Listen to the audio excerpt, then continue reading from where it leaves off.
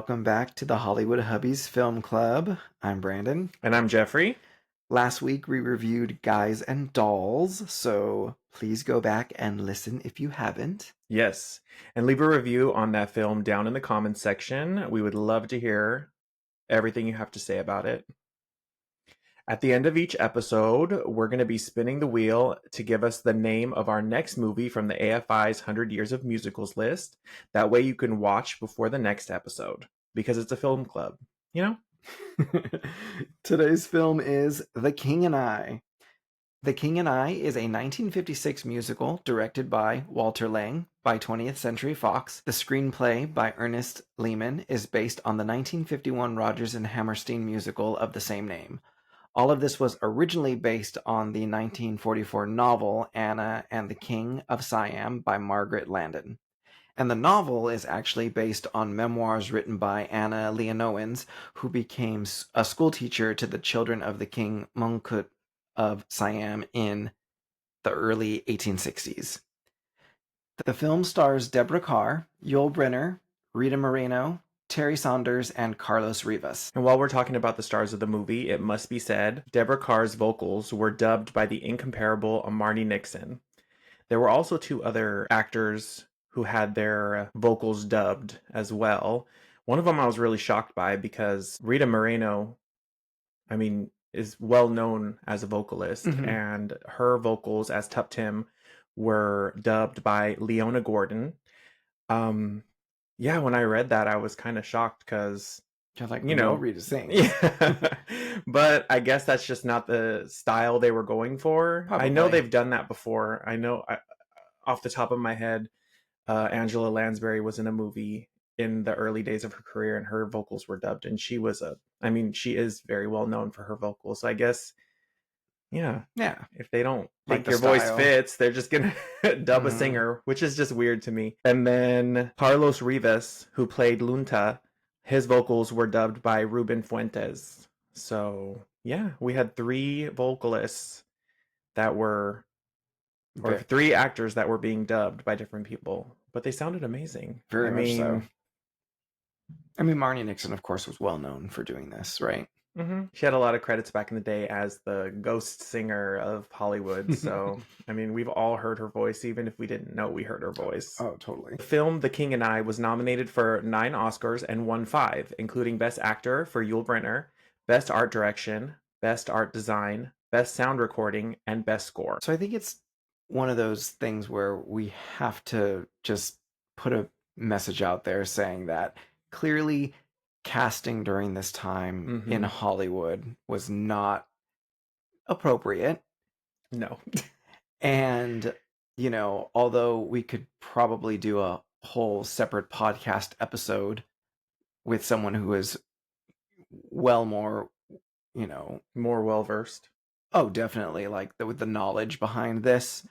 We just wanted to mention that Hollywood at this time basically didn't know how to cast openly and be diverse and give opportunities to actors of different ethnicities. Which is very interesting because when you go back and you look at certain films that were made back in the day, it almost seems like they wanted to tell these stories from these different countries or different times in history, but they just didn't want to do it with the actual people that are from those countries. Yeah, it's wild. It's really, really interesting. And, of course, when we watch these films now, when we're going back, we're just like, there are some moments that are so just cringy because we're like, why are they doing this? Like, they're casting Hispanic actors and Italian actors and darkening their complexion and, putting on like darker foundation or darker like eyeliner. It was one of those things where it's so cringy now looking at it. And it's just unfortunate. But we wanted to just put that message out there because there is such a awareness of that now. And even being from the community theater world that I'm from, it is one of those things where you want to always be so encouraging because so many actors, unfortunately, have been so used to being overlooked simply because of the color of their skin, or that they have an accent, and it's just something that even as small as our local community theaters, it's something that directors have to be very aware of and should be very welcoming and inviting. But even with this movie in particular, before we get into the plot of it, kind of just trying to get this said, because it needs to be said, it's wild that it would be one thing if this was a movie in the 50s and they cast everybody white because they only wanted to hire white actors. But they did have other people. Like they decided with some of the Asian characters to cast them Hispanic. And so it's like they were okay with having other ethnicities in the movie, but they weren't okay with having actual Asians. So that kind of makes it sting a little bit more, because you're going out of your way to find other ethnicities that are olive complexion or have a darker skin tone. They're okay with having other actors of different ethnicities, but they're not going to try to get an Asian actor to play an Asian character. Like, I know that before they hired Rita Moreno, they were in talks to have Dorothy Dandridge, who's a black actress, which would have been a great opportunity for her to be in a huge movie. But even that takes away an opportunity from an Asian actor who could actually be playing an Asian character. So it's just, it's like, it makes it seem like that stings even more. It stings even more because it's like that's even less representation for Asian actors. We just wanted to speak on this before, and we're gonna go through the movie and talk about it for what it is. And it is still a very beautiful movie, and it is a well-known and well-loved movie, but we just wanted to make sure that we spoke on this unfortunate casting that happened back in the day. And it's great that when you do see the revival and you do see Broadway versions of it, it is very refreshing that, of course, they are so supportive and inclusive. Definitely. Not even inclusive. It's 80% of this story rests on the Asian culture. So it's a white woman and her son going to an Asian country. They're going to Siam. So a majority of the characters are Asian, but then, to call it inclusive is like, well, I know.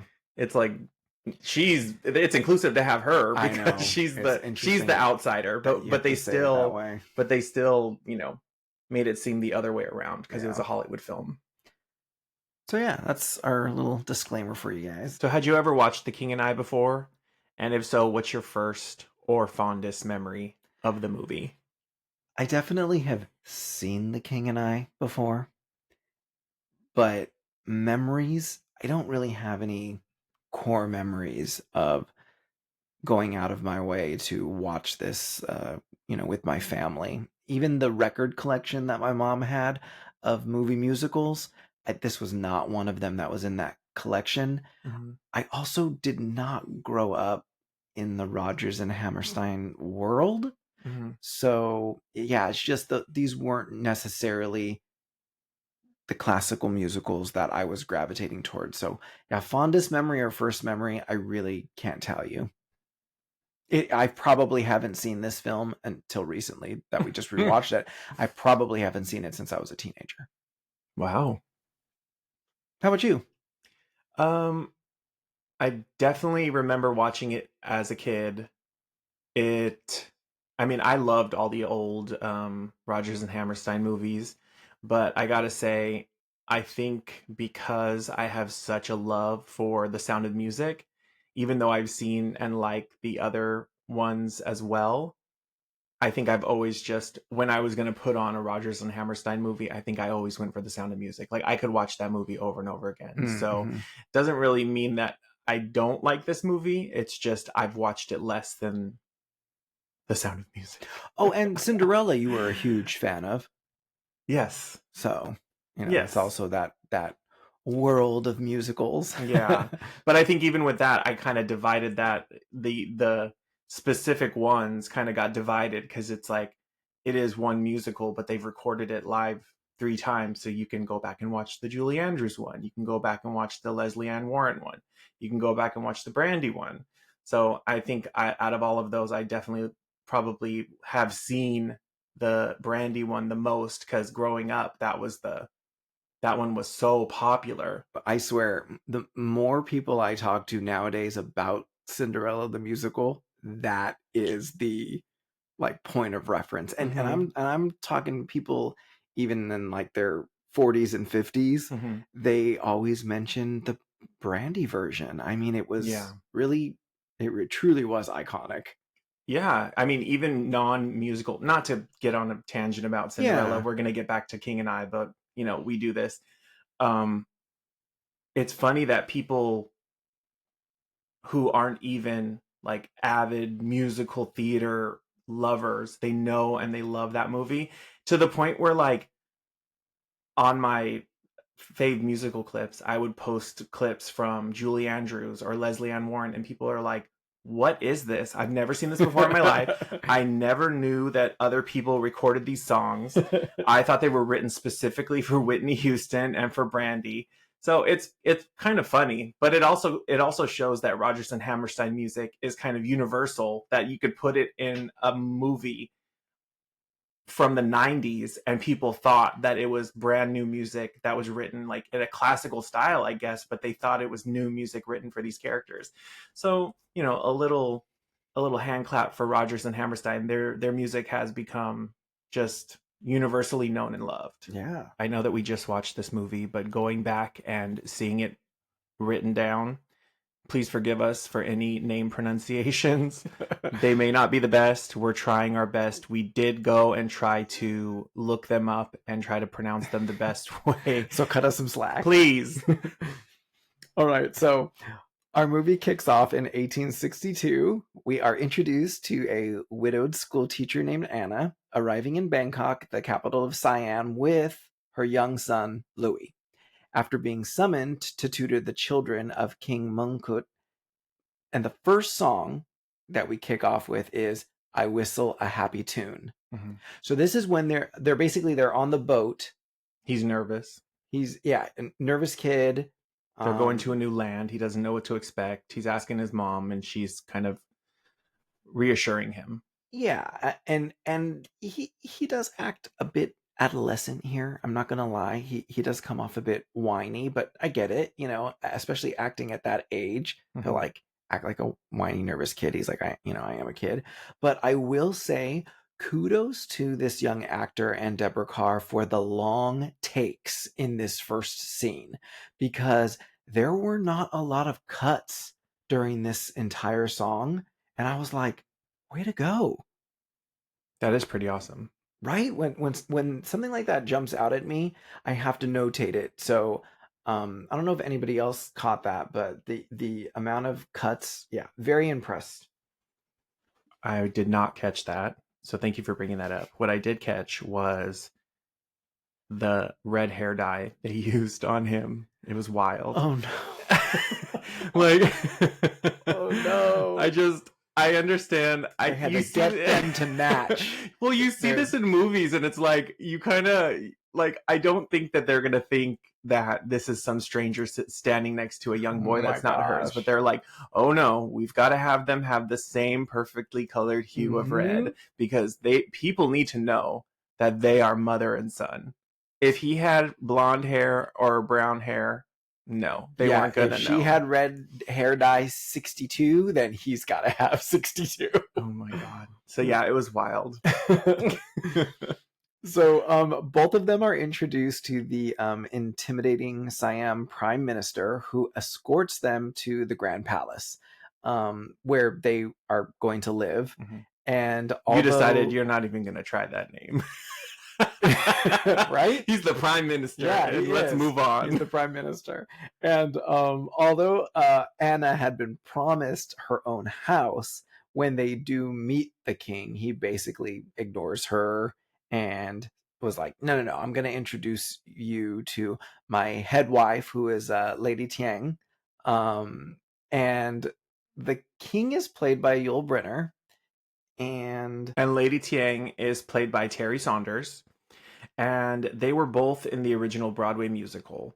Yul Brynner originating the role. I believe Terry Saunders was a replacement at some point in the run, but they must have loved her because for her, like, she got chosen for the movie. yeah, that's So pretty awesome. that is really cool. I think they did the same thing with the Mean Girls movie. I know that the original actress that played Regina was not the actress that's in the movie, but Renee Rapp, who played Regina, Mm-hmm. was a replacement. Oh, And very I cool. think she was a very popular fan favorite. And she's also a recording artist. And the producers must have seen her and loved her because, I mean, That's pretty that's awesome. pretty. Yeah, to not have, To not film be the credits. original Mm-hmm. person playing it on Broadway, but then for them to decide to go with someone who was in the show and for it to be a replacement, I mean, good for her That's and good pretty for cool. Terry Saunders. I love when we first meet the king, his first costume in the film. It's got a lot of like beaded work to it. I think mostly all of it is like hanging beads. And I was like, oh, I wonder how heavy it was because it all looks like hanging beads or hanging crystals. But it was one of the first costumes I saw where I was very impressed with. I did write down notes about not just his costume, but the costumes in general. Like, geez, this Yeah. was like Mm-hmm. big budget for the costumes, big budget for the actual like sound stages. They were like, we're making a castle and we need to make it look opulent and royal and just it looks even the backdrops that they had for the city behind them, everything just looks so vast and like they did a really good job. It's funny that you say that because it makes me think back to The Wizard of Oz when we watched it and you see the Emerald City and you Mm-hmm. see, the wizard's, castle or wherever it is that he Yeah. is. It this blows Wizard of Oz out of the water when it comes Oh, you to better sound. watch out. Just Yeah, kidding. when it comes to sound, what I was gonna say was like the design of it all and like Okay. how rich it looks. Like to me, the Wizard of Oz, it looked cheaper than this looks. So it would be interesting to know like the budget compared, and also the different designers and other movies that they've done. It makes you want to like deep dive that type of Mm-hmm. stuff because yeah, when I was watching this, I thought the same thing, babe. I was like, this is like really, really beautiful and it looked all so expensive. And I was like, it's interesting. Wizard of Oz didn't look this expensive, and that was the Emerald City. It's like, I'm I don't moving. know. It's like I'm moving here instead. We get this really cute march of the children's song orchestration. It's really pretty, and the kids are also so adorable. Even all of their costumes and like they look so cute, and I don't know, like I love them in the scene, but I'm not loving the king and like Yul Brenner's like his casting them around the room like a wizard is like it's gets old pretty I quickly. don't know if this was better done like on stage Possibly. compared to in the movie, but I did notice like I remember as this scene was going on, as cute as it was and like seeing all of them come in and like greet Anna, I was like, "Oh, this is going to be a really long movie." I was like, "There's no cuts here." Or maybe not any cuts, but like they are introducing every single child. Now some of these scenes definitely they had to have worked better on stage than they did on film because they do run a little bit long. So Anna also meets the recent concubine addition, which is Tup Tim, played by Rita Moreno, and the 15 children that she will tutor, including his son and heir, Prince. Chula Longcorn. During the encounter, Anna learns Tup Tim is in love with Lunta, who brought her to Siam because she is from Burma. I believe she's from Burma. So while I was watching this scene, it really kind of dawned on me that I never realized how similar The King and I and The Sound of Music is. Like, I know we talked about The Sound of Music earlier, but if you really think about it, like, there's Anna and Maria. Mm-hmm. They're the outspoken nanny or teacher. you've got the king and the captain, who are very stern and has a lot of kids and runs his palace or his house with an iron fist. Yeah, the way he wants to. Their chemistry is kind of how they battle against each other. Very much and so. Towards the end of it, they sort of calm down a bit. Now, in The Sound of Music, they fall in love and get married, whereas in The King and I, they don't. Different outcome. But even this scene reminds me of the scene in Sound of Music where you said the king here is doing like magic spells. Yeah, literally. But the captain in The Sound of Music is like doing his whistle, and they're each coming up and it's like a procession of children. So I don't know. Yeah, I didn't even think about that. There's a lot of similarities. Interesting. So, yeah, that's what I got from it. Rita's like breathtaking. Gorgeous. Like her eyes, the hair, the costume, she's stunning. There's also another song really close to this section of the movie, which is Hello, Young Lovers. How do you feel about this song? I feel it is written very classically Rodgers and Hammerstein. I mean, it takes a little bit of a while to ramp up, like some of their songs do. It's almost like there's a mini prologue that she talks about her love as well. Correct? It's because the girls all the wives are in the room talking about like what happened to because they see a photo of her husband. And she talks about like, how that was her like one great love. And it links the whole love situation going on with Tim. I think it's the way to like express, or for us to feel like Anna's the one that will understand what Tim is going through. I will say that it's not my favorite song in the entire musical, but the one thing I got from it and I thought was so beautiful was Marni's interpretation and her rendition of the song. Like her voice you can really hear the sadness. Like she has like a teardrop in her voice. Like she's like holding back from crying. And I just thought that was so pretty and it went so well with the scene. I appreciate her rendition of it. Yeah. Marni gives some A+ vocals in this movie. Yeah. If and not even seeing her, but just hearing her, you could hear her emotions and how she's acting the scene, even though she's not in the scene. So yeah, I value that. And I know I read somewhere that her and Deborah Kerr, they worked very closely together while they were recording. Deborah's first line would come up. She would immediately start singing.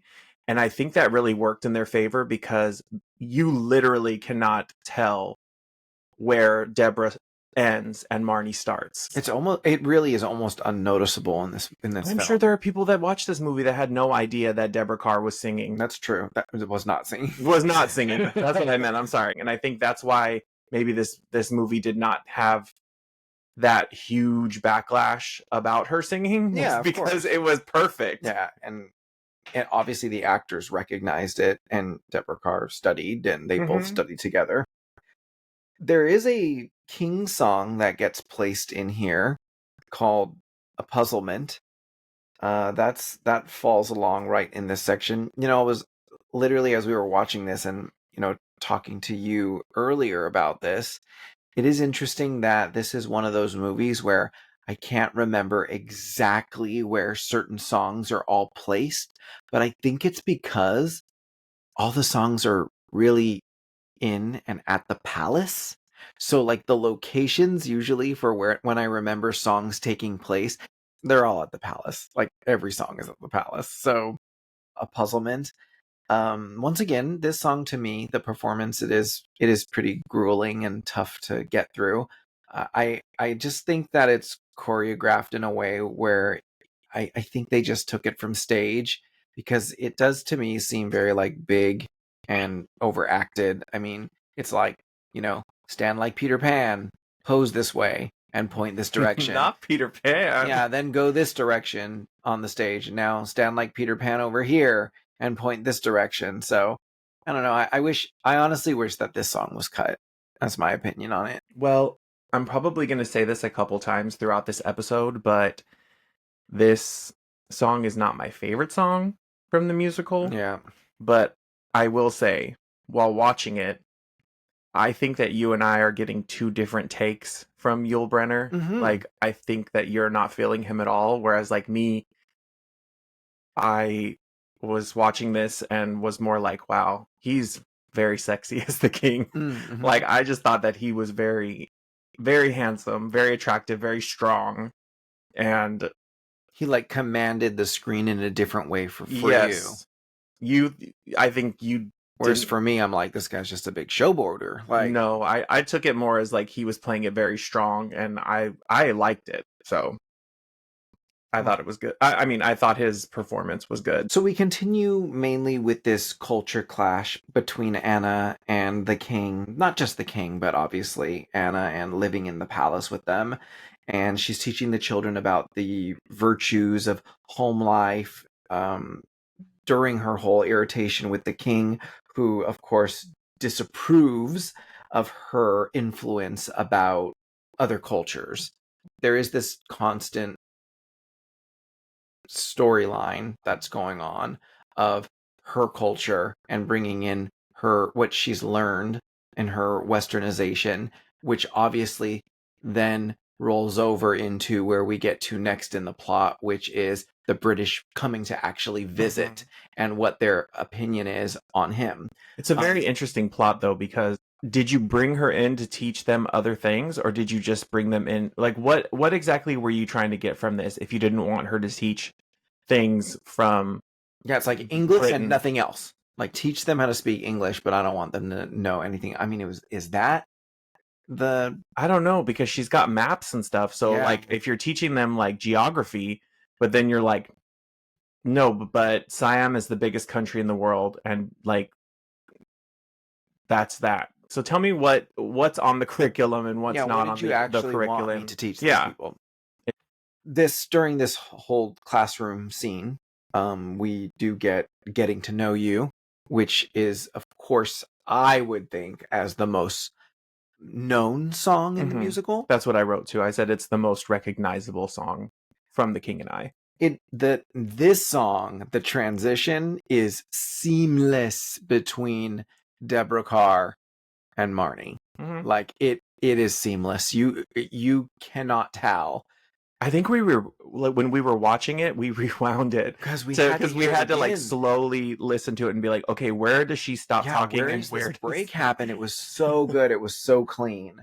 I do love also they do like this fan choreography during this, where one of the other wives comes out and it really does some cool movements with the fans. I think that's so beautiful. I would love to know more about like, did the choreographer of this movie,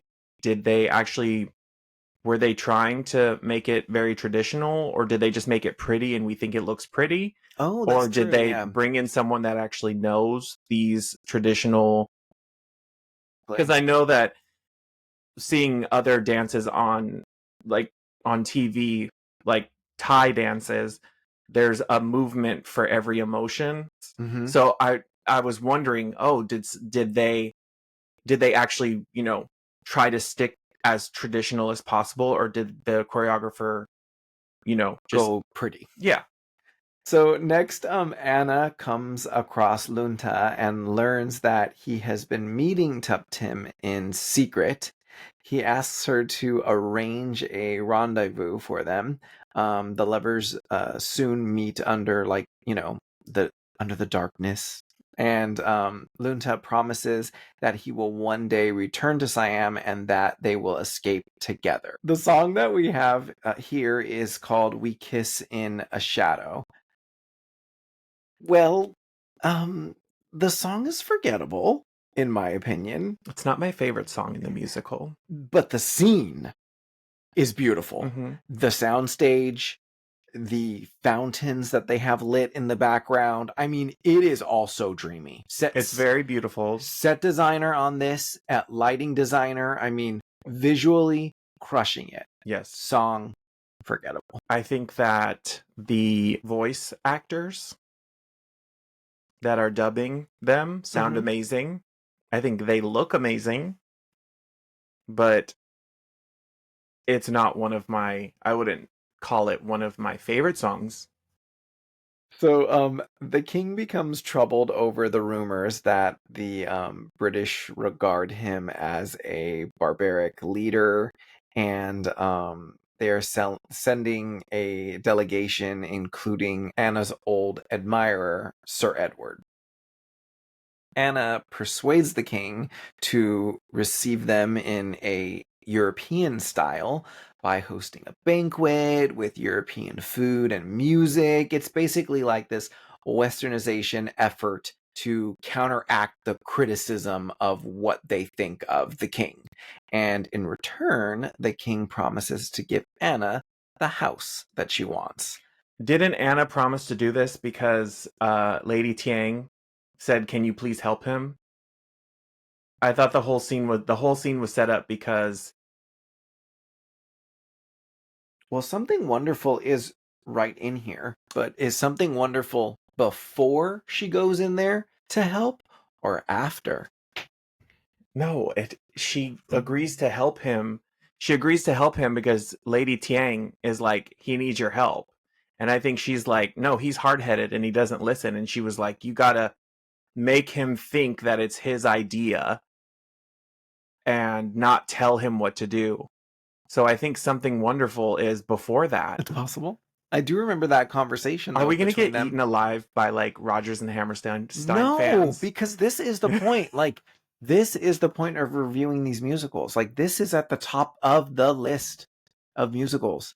So it's like, this is the point. There are going to be some where we are so detached from because we weren't hooked in the way that we normally were. Mm-hmm. To some. Okay. I think that this song happens before she decides to go in there and give him the idea. She really sings the crap out of this song. Mm-hmm. I personally think that this is one of the best songs in the movie, in the musical in general. Rodgers and Hammerstein's sweeping ballad is Something Wonderful. So you would pick this song out of when you're like listening to the soundtrack. Oh, 100%. Got it.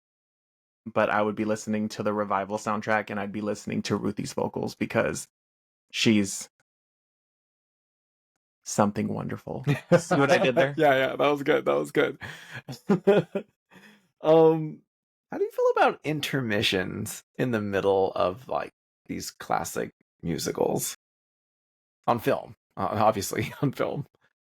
I love it. I wish that they did that for more movies now because they either the studios either go, okay, we've got to chop it down to less than 2 hours because we got to get more viewings of it, and so then it like cuts important stuff out of a movie.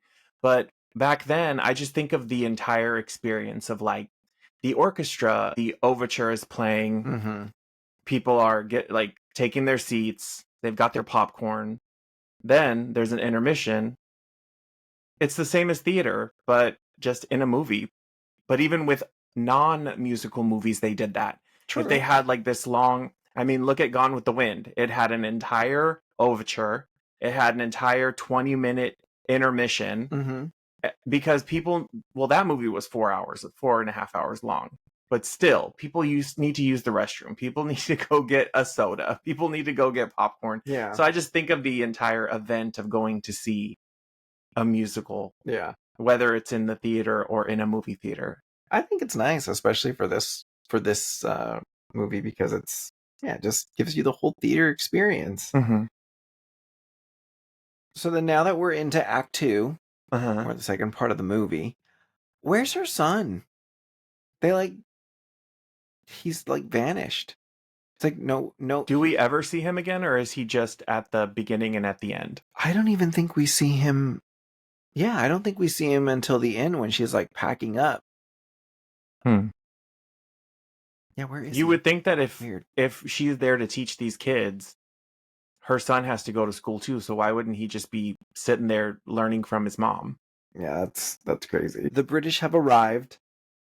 Sir Edward reminisces with Anna in an attempt to bring her back to British society now that she's a single woman. And the king presents Tuptim's version of Uncle Tom's Cabin as a traditional Siamese ballet. Mm-hmm.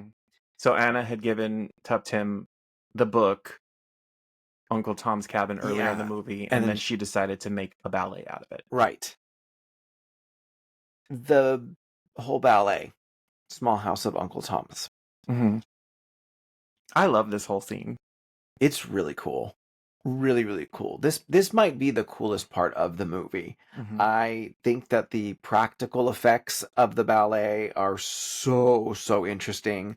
All of like the ribbons and the fabric that they use to signify like mountains or the river or rainfall, and these scary dog masks when like the dogs are chasing her like near the river.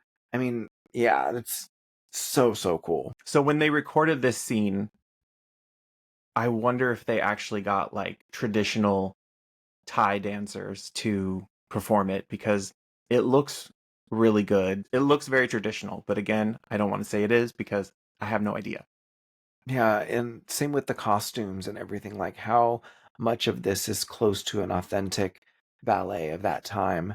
But yeah, the costumes are gorgeous. Once again, lighting designer freaking nailing it. Whoever this guy was, we're gonna have to look him up because, like, yeah, they just such a amazing job with that.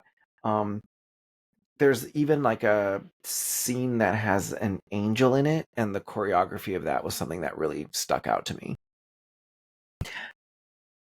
So the king and the prime minister, they're not impressed with Tupton's like new. That's putting it nicely. Yeah, he's pissed. Yeah, they're pretty upset about this rendition that they did because the play involves slavery and shows basically that the king in the ballet, it shows him like drowning in the river and getting punishment for owning slaves.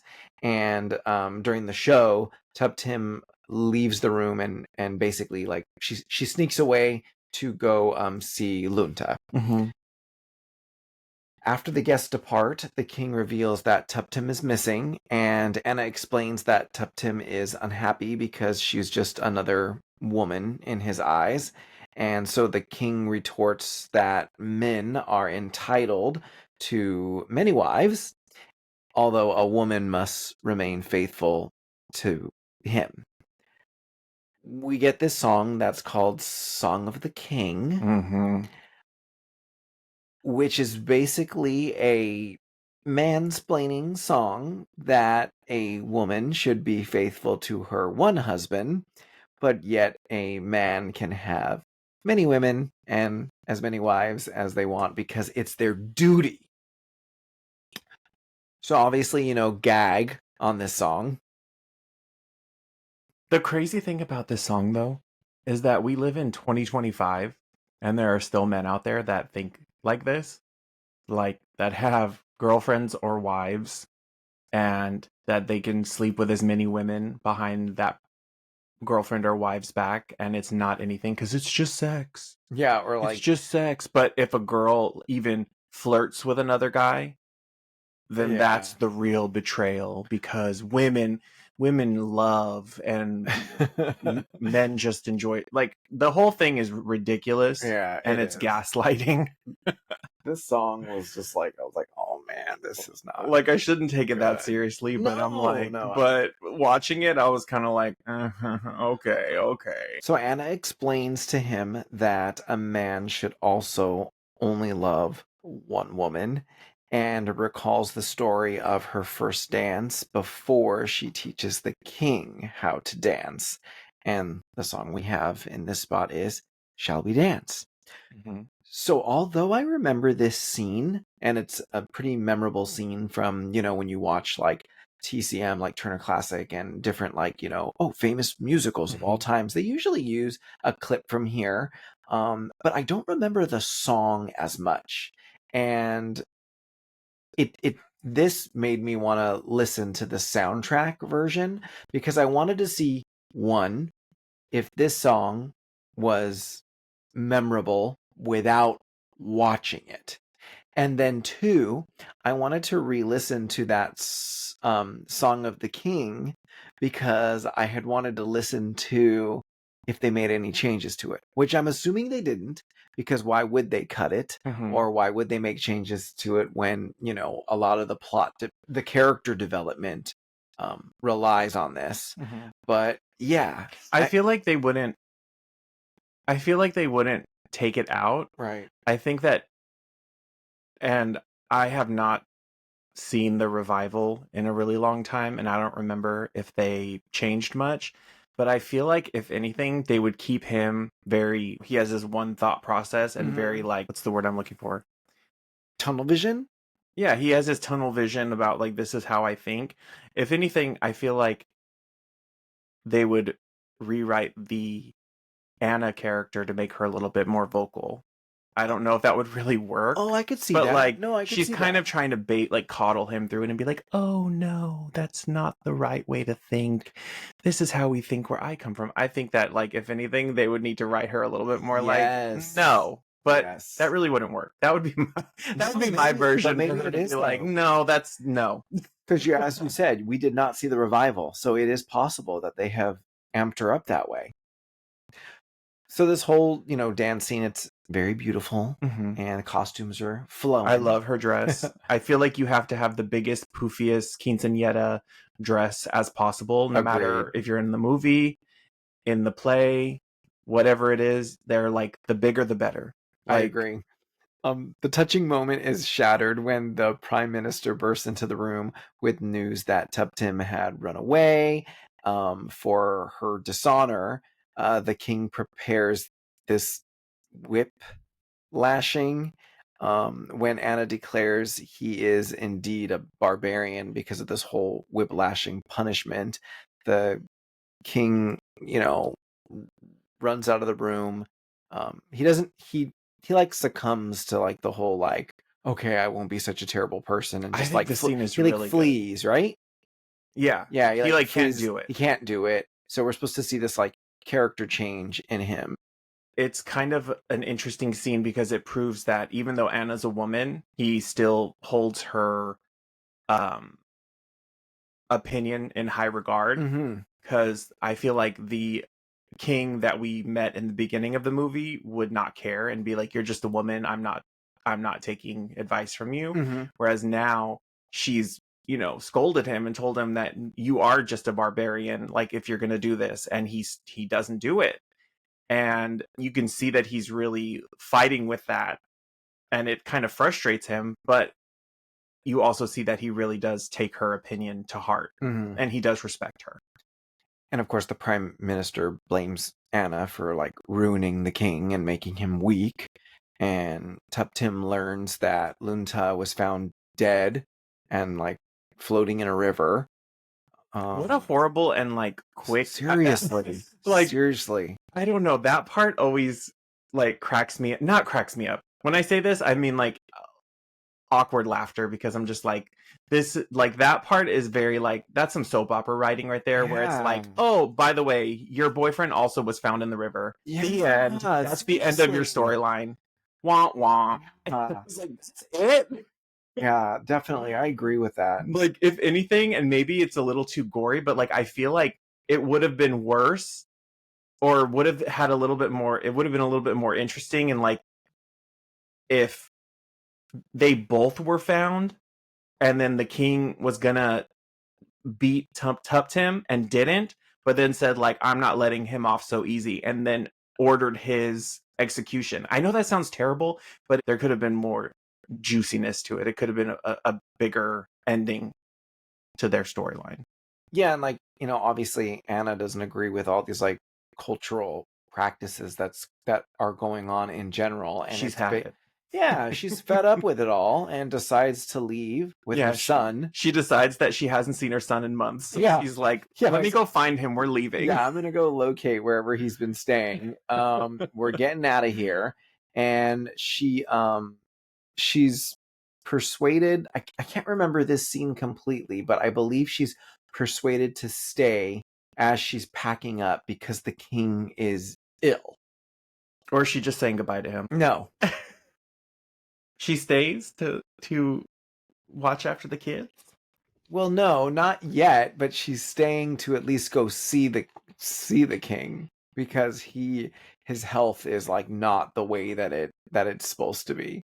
She basically like is persuaded like no, like you have to see the king, and on the night that she's literally supposed to leave is when Louis like we're gonna be late for the boat, and she finds out that the king is dying, and Lady Tang like hands Anna this letter that he had started to write, but he had gotten too sick or something, and yeah, it honestly it is very kind of soap opera-y wrapping things up at the end. I felt this way.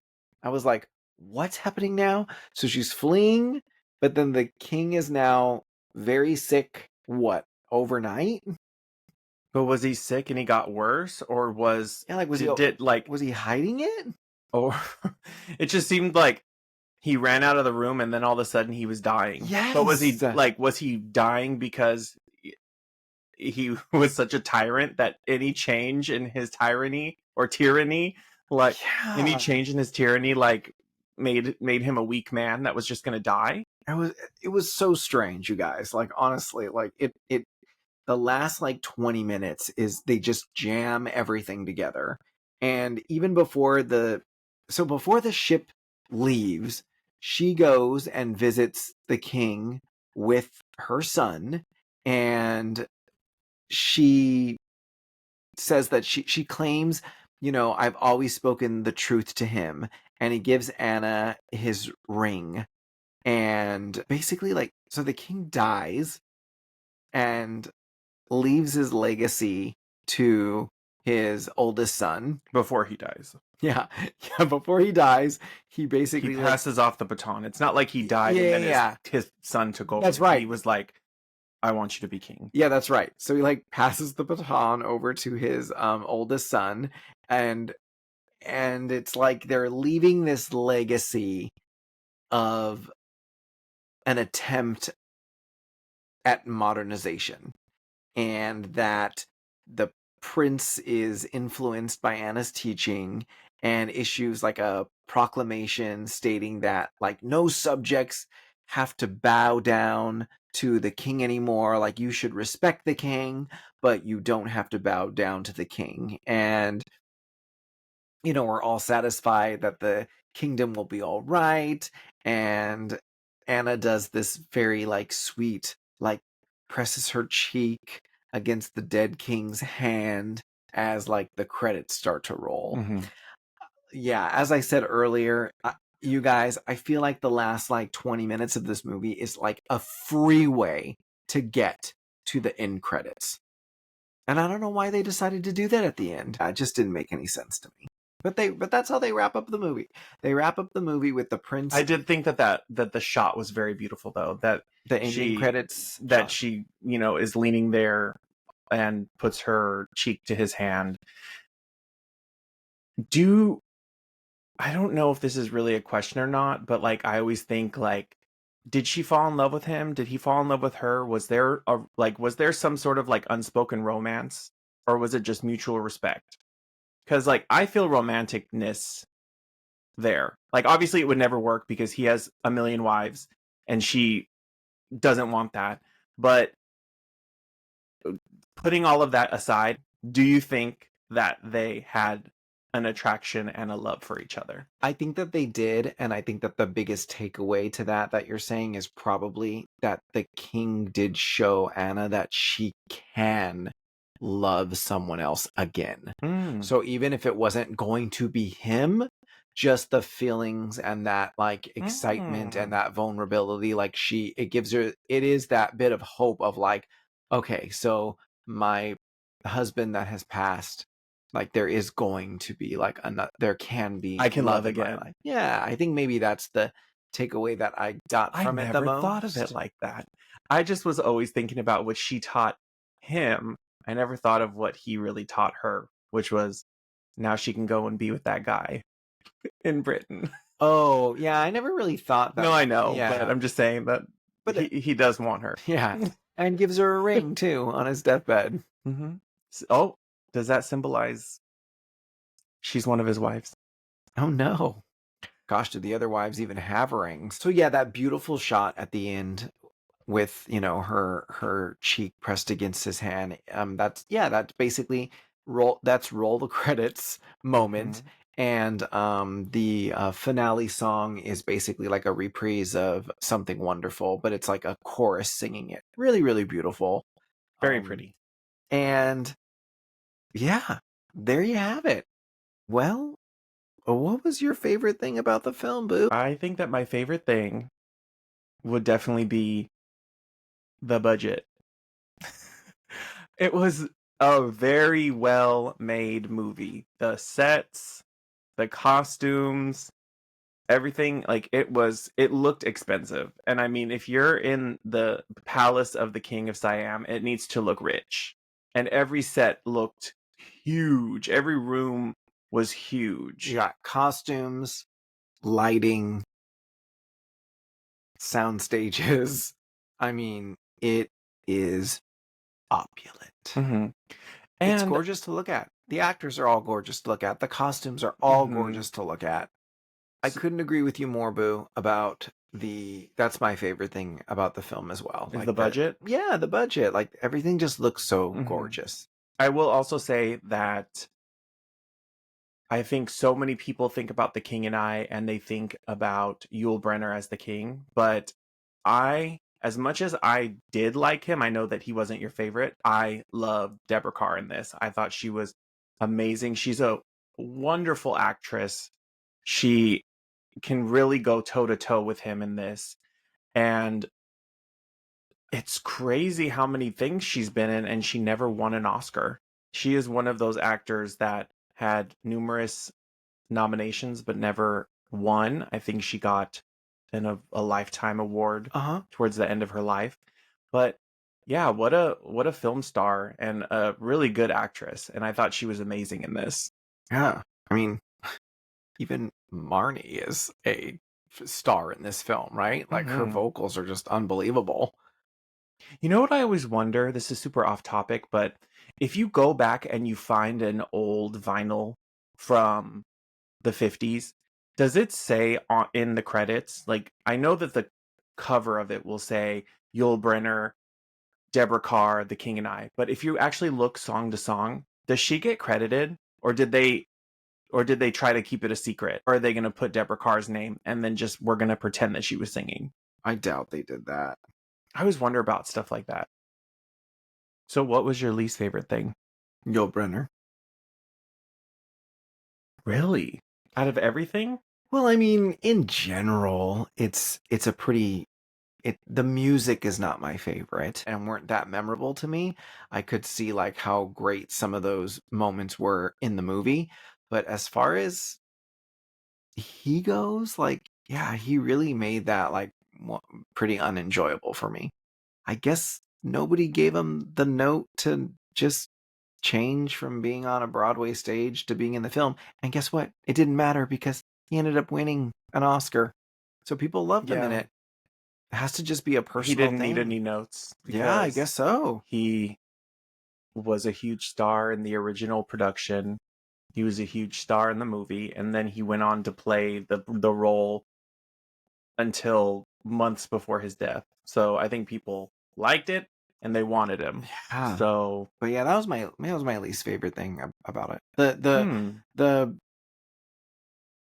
The music being unmemorable is probably like my runner up to that.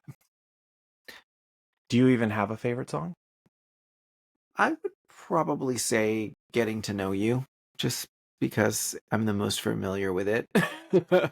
Does the ballad of the ballad is definitely not ballad. The ballet. The ballet. Yeah, the ballet. The Small House. Yeah, the ballet comes in like a close runner up to that, but probably getting to But you would probably not listen to that. You would probably only want to watch it. Yeah, you don't want to watch it. But Getting to Know You, I think it's charming. It's pretty. Yeah. Well, what was your least favorite thing? I think we kind of beat it to death earlier, but the ending and just how quickly it felt like they wrapped everything up. I see that. Like it just felt rushed, and I felt like it needed to be expanded just a little bit more. Yeah, I enjoyed the movie. I enjoyed a good amount of the songs. It was just the ending was a little too quick for me.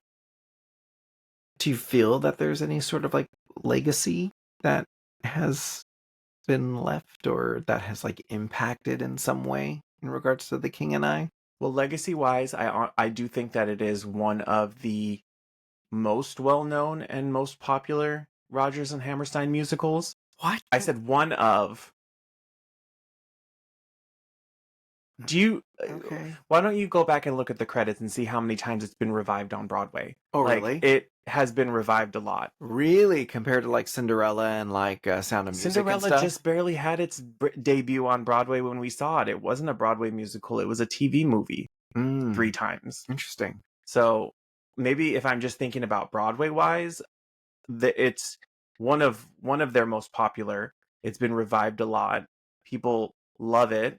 People love Yul Brynner.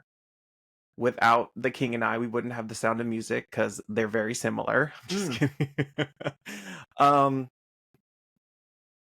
I also think that one of its legacies, and this is just me, maybe this is just my own theory, but I feel like going back to what we said in the beginning of this podcast about certain problematic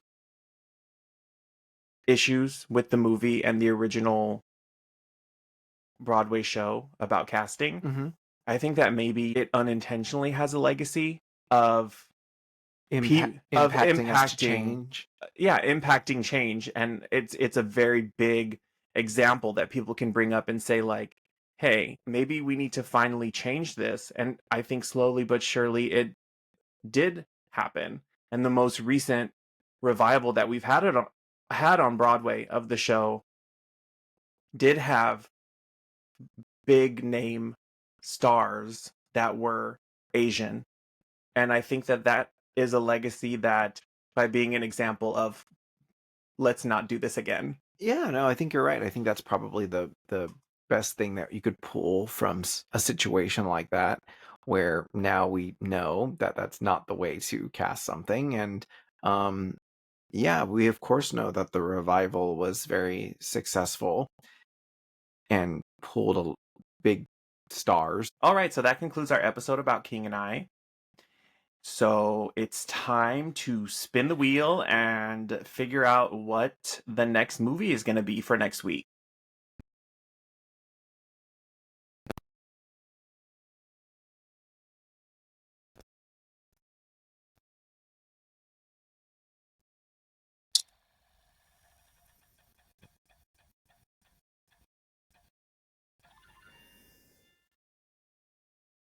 Okay, so the next movie that we will be reviewing is one of my personal favorites. It's going to be Moulin Rouge. All right, that's cool that we're, jumping into a different era. And it's jukebox musical. So, that'll be interesting to review. Yeah, cool. Moulin Rouge. Awesome. I haven't seen that in quite some time. Really? Yeah, I think the last time I've seen it was probably on stage, and God, I don't want to talk about that. It wasn't that bad.